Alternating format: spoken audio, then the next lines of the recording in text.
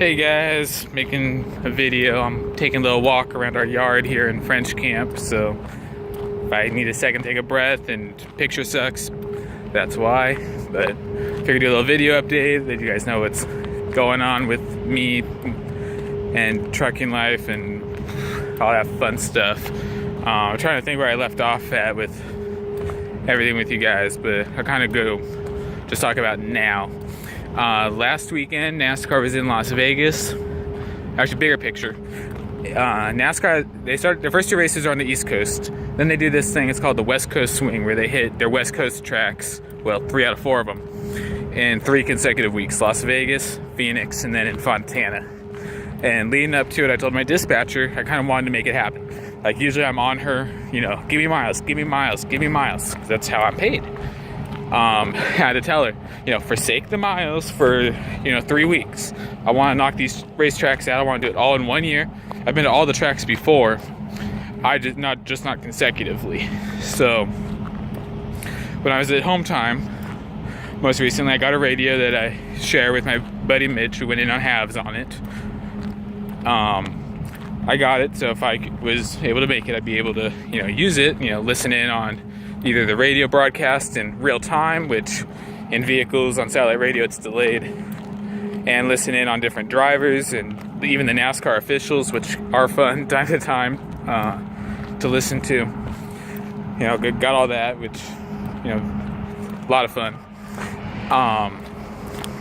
And I was able to do the Vegas race, which worked. I was able to, my buddy there, he's a ticket broker, was able to hook me up with tickets, which helped because tickets are not horribly cheap, at least for tickets worth using anyway. You can get cheap seats down right by the track, which, unlike most sports, closer you are, the cheaper and worse the tickets are. And NASCAR, kind of opposite from most sports, but that's how it is. So that helped. He took me to the track. He knows all the back ways. We didn't sit in traffic at all, which was really awesome. And yeah, so right now I went to the race. Everything there was cool. I got a load that took me to Oregon. I dropped that load yesterday, picked up a load I dropped just a bit ago here in French Camp, delivering just up the road tomorrow morning. Someone else gets to do it. I'm delivering another load to a customer notorious for taking forever from everyone else I've talked to, except interstate drivers. They say, well, it's not that bad, just a couple hours, which is actually kind of normal. Roughly right around 2 hours is normal for a lot of the customers I have to sit at. But I've heard other things from other drivers about this customer. So we'll see how that all goes. But then my pickup, it's taking me to Tucson, Arizona, which to the same customer that I was at last weekend, for those of you who follow me closely, at the same customer that notoriously takes forever. I was there for about 6 hours a week ago in Tucson. And another interstate driver I stay in touch with away from social media, he was there the next day and he was there for like 7.5. So I have a load going to that customer with a impossible delivery time.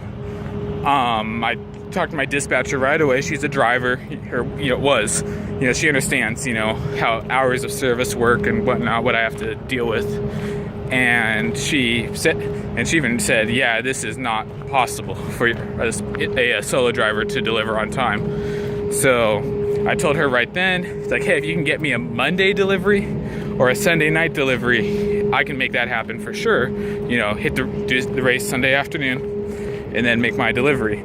But for whatever reason, I have to pick the load up first and then tell them when I'll be there and then request an appointment. So we'll see how that goes. It's supposed to deliver, not that matter because it's impossible anyway, I don't remember. I want to say it's like tomorrow night, but don't remember for sure. So that's the plan. I should be able to hit the Phoenix race. I'm gonna know for sure once I get the appointment time for this load.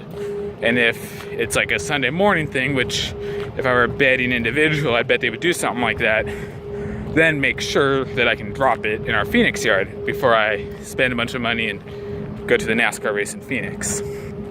So need to be smart about it, but I'm pretty optimistic that it'll come together one way or another. 'Cause I've told them about it for a while and my company is pretty good. I tell them about something straight up, you know, and even in advance, they're usually pretty good about things, you know, allowing me to do what I want, which is pretty cool.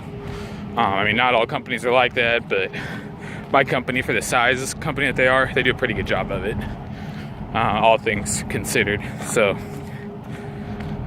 that's cool. And then I'll be at home the week after that. Fontana, I already bought tickets for that. I told them I'll be home on Friday, have Saturday off in case I'm a day late, which I've only been once. I will be home for the race on Sunday. And I'm also taking Monday off to follow up with my next topic. Monday, I will be getting biopsy results, and this only applies to you guys that follow me on Facebook, for my endoscopy. A lot of you guys saw that. I was kind of shocked. I checked in at the place like endoscopy time, and then when I woke up and got my bearings together and went back on social media, it's like, holy cow, like 20 some reactions. I think it had like initially 4 or 5 comments. I was kind of surprised the response. But endoscopy, as you guys, I think everyone pretty knows, it's fairly common. It's where they send a camera down your throat and into your stomach. So it was my first time as an adult being put to sleep. That was a lot of fun. I'd never done it, so I was a little nervous about that part. But it was seriously like, they moved me onto my side. I thought, oh crap, because I still had stuff in my shorts, and it was kind of uncomfortable. So I moved it out of the way. Well, I think it was like my wallet or my keys, something. And after that, I remember the tech telling the doctor something about how she hates the rain, can't stand the rain, and she was finally stoked to have a weekend without rain. And that was the last thing I remember. And then I woke up in the recovery room and it was done. It was, the pain afterwards was maybe on a 1 to 10 was like a 3. Like, it wasn't that big a deal. But it was really easy for me. So can't really complain about that too much. But the reason I had it, and I'll say it, I mean, some people don't want to talk about their medical issues, but to me it's like, some I wouldn't talk about, but this one I will, is over the last 3 to 4 or so years, at random times with random foods, I will have a hard time swallowing. Like, I'll chew it up into a mush, you know, and, you know, I'm not, that's not the problem. I'm not chewing it enough. I can assure you that's not the problem. And then I'll swallow and it will go down, but then it'll stop like right here. Like, so it's just some food some of the time.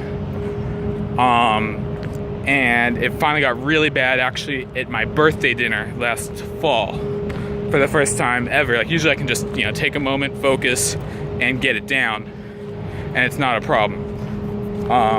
With the exception of one time I was just on my own altogether, and I coughed, and that solved the problem because I coughed the food up. Sorry if that's a little graphic for you guys. Hopefully you're not eating right now.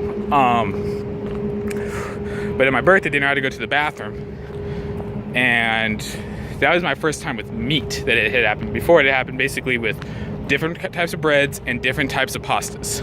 So at first it's like, okay, maybe like some type of wheat or gluten. But then it happened with meat, and a particular meat. I'd eaten the same meat at the same restaurant, Gen Korean Barbecue, by the way, like 3 weeks, I think, before that with a buddy of mine, and did not have any issues. And then with the breads and pastas, I would eat them sometimes and not have issues. Sometimes I would. And even like from the same store. So it's like, this is just kind of weird. But at my birthday dinner, it was bad. Like, it was hard just to breathe, but I was able to take care of that on my own. And that was not any fun. And at that point, and then my family knew. To that point, I'd kept it a secret from them, because it's like, you know, 26-year-old macho man, you know, I'm gonna take care of it on my own somehow on its own without doing anything about it. It's gonna just fix itself, right? So then they knew about it. So it's like, yeah, maybe I should get this looked at more seriously. So I went to my regular doctor, basically did exactly what I thought he was gonna do, basically feel around my throat, do the old school, and he's like, I'll write you get your referral for a GI doctor. Went to the GI doctor. He has his thoughts on what it is. After the endoscopy, when he talked to me afterwards, the only part of it I actually remember is he thinks it's a particular allergy that's relatively new. And of course I say that after I said I wasn't going to say anything, but oh well. That's what he thinks, but he's not going to say anything for sure until he gets the biopsy results back. So that ties back into me going home a week from Monday, or being home a week from Monday after the NASCAR, is to get the results of those biopsies and see what he says. If it's the allergy he thinks it is, I've just referred to it as the "you're screwed" allergy. It's newer-ish, like discovered within the last 10 to 12 years. This is what he tells me. It's one of the things I just have a hard time wrapping my head around, that in today's world of medicine, we're still discovering allergies of all things. But I mean, it's kind of like, what? It's kind of why I'm paying him the big bucks, is to know this stuff and to help me out. So I mean, but I'm definitely listening to him, that's for sure. But it's just odd to me. It doesn't process how it probably should. But anyway, new allergy within the last 10 to 12 years, mostly in white males. He has, as I remember, 33 patients with this allergy. 32 of them are just straight Caucasian. The other one is mixed. Of the Caucasians, I want to say that's 32 Caucasians. It was just over half. I want to say maybe it's 20 of them are male. No, it's more than that. It is 27 were males. 20 of them were between the ages of 10 and 25. I'm just outside that box at 26. So it kind of was happening in my late 20s. I just didn't deal with it. But basically for the people under 20, dietary changes have fixed them of this allergy. For the people over 20, they're still working on it. So when he told me that, I was like, basically I'm screwed. He's like, for now, we're still working on it, blah, blah, blah, blah. It's like, okay, cool. So I'm anxious to see how that goes. But ever since then, though, I've eaten a gen, I've had, the bread, I've had pasta, and I've had a lot less of a hard time since the endoscopy. But he says he didn't do anything. He just saw some inflammation, which was expected for someone with acid reflux issues, which I have those as well.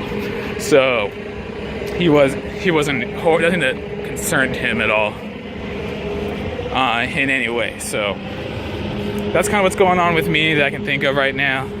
Well, the stuff that I'll put on social media anyway. There's other stuff, but it's all work stuff. So nothing that's gonna go there. So anyway, that's what's going on with me. Those of you guys that make an effort to stay in touch with me, though, on call, text, Instagram, whatever, I appreciate it. It goes a long way. I can't really describe just what a phone call does. Just to know that you guys at home are thinking about me, that goes a long way.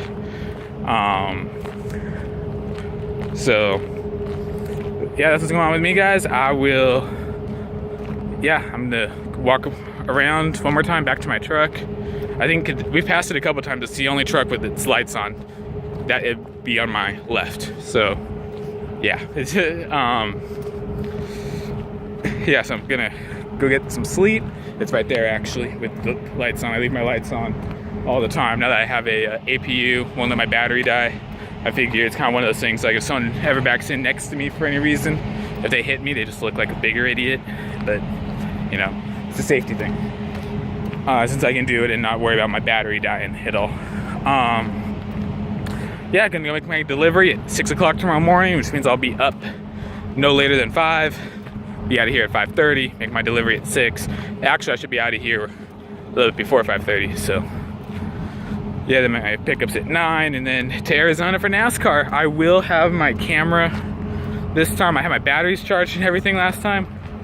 I get to the racetrack, I turn it on, like, woo, I'm good to go. No memory card. That sucked. Because I even told my dispatcher, like, hey, you get me to these races, I'll take pictures, videos, I'll email them to you, share the experience a little bit. And that's something that she enjoys. Like if we go off and do something, while we're at work that's fun, she wants to know, she wants to see it. So I sent her the 3 pictures I took on my phone the entire time. So I need to follow through on that, especially if I would, on some level, expect her to help me out again in the future. So need to follow through this time. So I just forgot my memory card. That's all there was to it. I used to keep it in my camera bag, but not anymore.